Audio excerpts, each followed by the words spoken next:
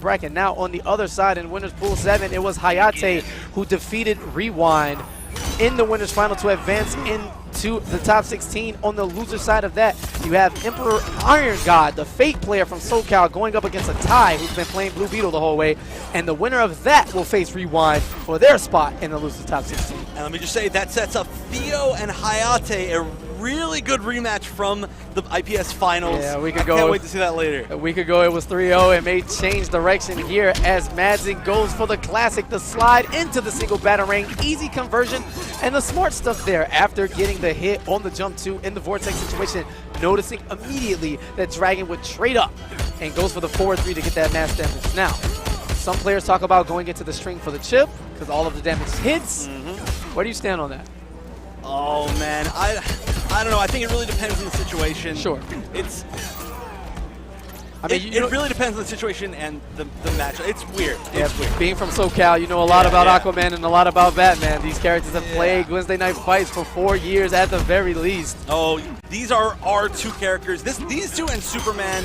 I mean, we've got all the main Justice League heroes. Yes. This is the Hall of Justice is located in SoCal. Absolutely. Sure. So is the Batcave. So is Atlantis. It's right off the coast. Got you. You know, East Coast, they've got their cool characters, of course. It's true. Now, actually, I think East Coast may have had just as many Superman. Superman is everywhere. That's what it is. We are living on Krypton.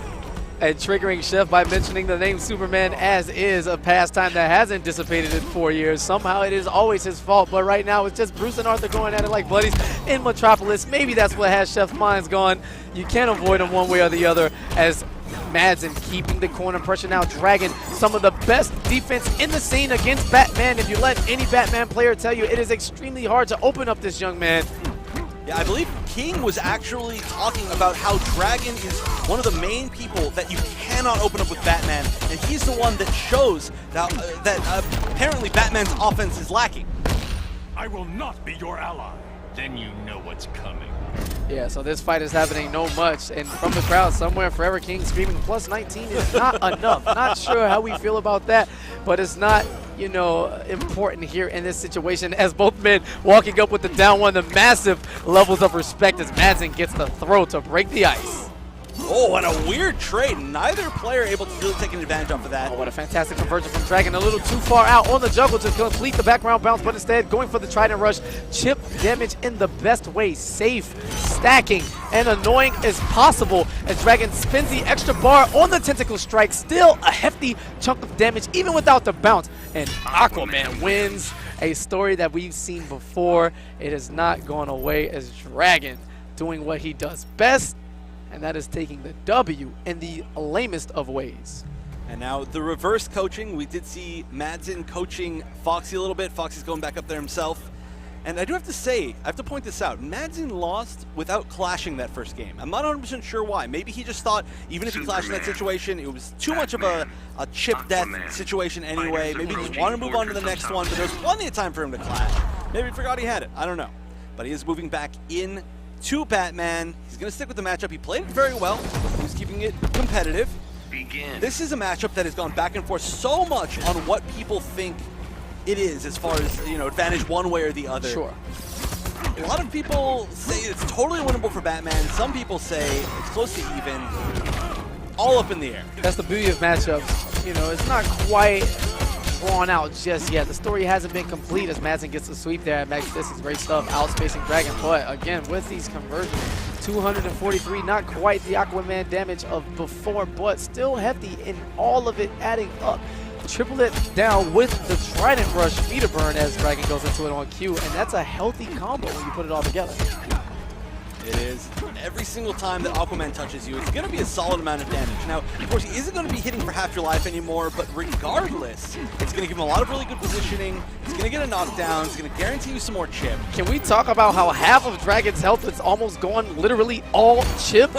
So much defense there. Even the patience knowing that he couldn't punish the whip on the up grapple as the bat was there to keep him safe, but this man has not been comboed yet.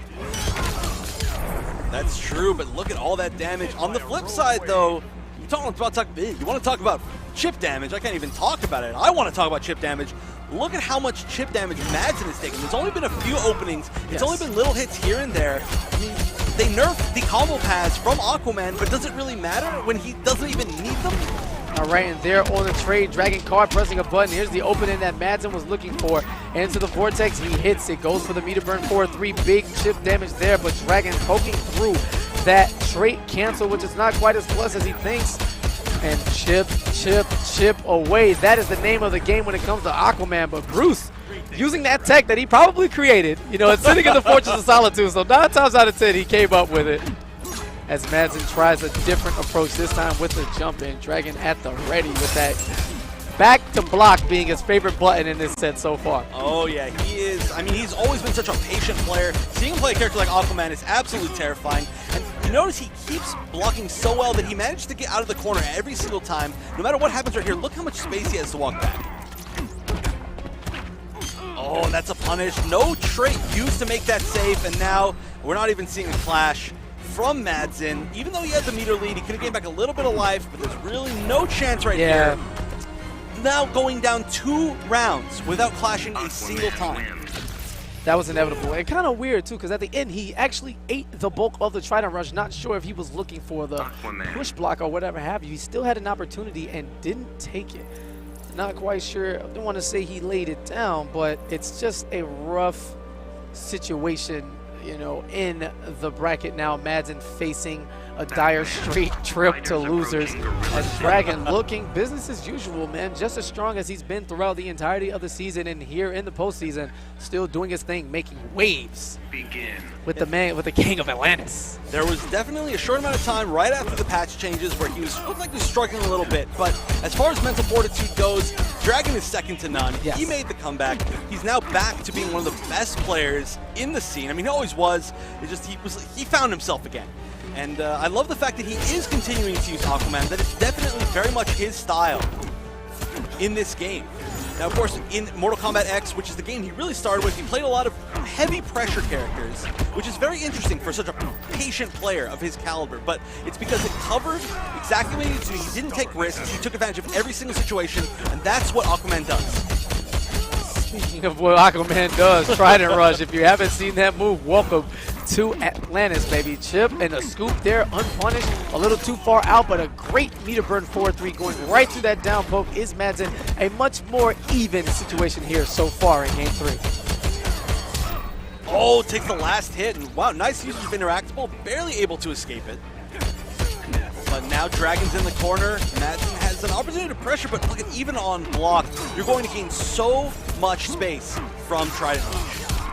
And especially on hit. Oh, but nice jump over. And the smart stuff from Madzin, continuing the pressure throughout that Water of Life, where your damage is not scaled by any means necessary. You get literally all of it. So keeping it plus with that EX Batarang and tacking on insane chip damage, if we'd call it that.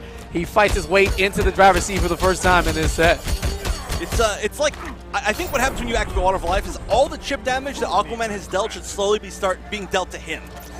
Over the course of 4 years from Injustice 1, all of our tiers and Aquaman apologists can hold that as he deals with it, working as intended, as the great folks at NRS have told us time and time again. Won't submit, Bruce. Don't bet on it.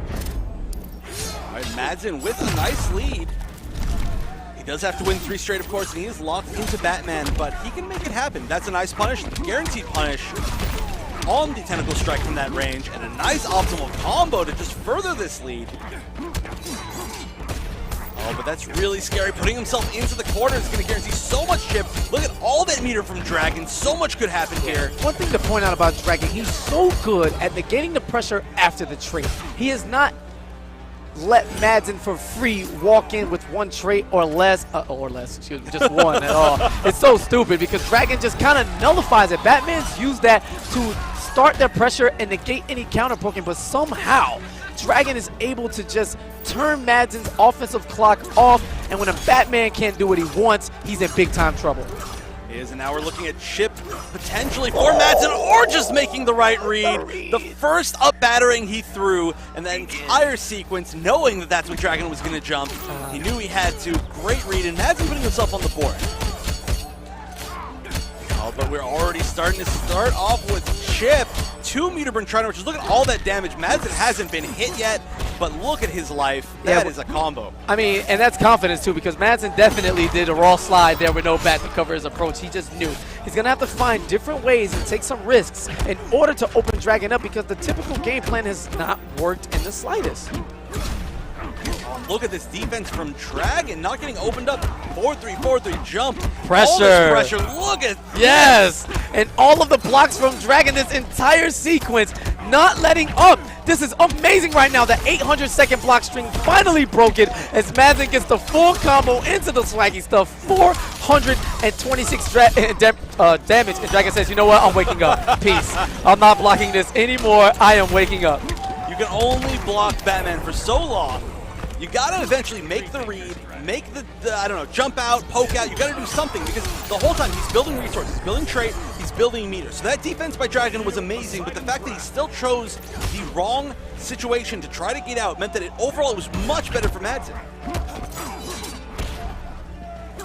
And he's controlling this corner. And wow, what a down one into a beautiful conversion, catching him out of the 4-3. And the Batman special, the wake up battering, not invincible, but somehow hits 99% of the time.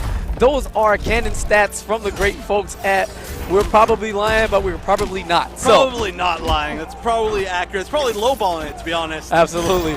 Wow, great spacing there, that forward two. A different scoop of sorts as the meter burn try to rush leaves him at massive plus frames.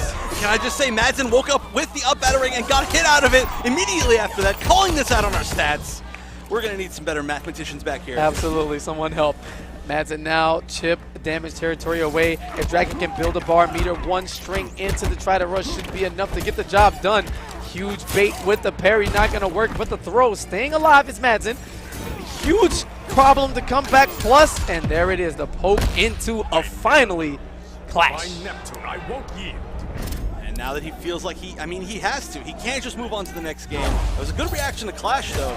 But still, now he's going to have to get in on the zoning. Guaranteed chip from the Tentacle Strike. And that is it. Dragon makes it into the top 8 winners here at SCR 2017. Madzin with the handshake walks right off. There's a sigh of relief. Not quite sure if Dragon's going to attack the chair again. Let's take a look. He is not. He's going to desync his controller, and I have to say, Madzin, somebody's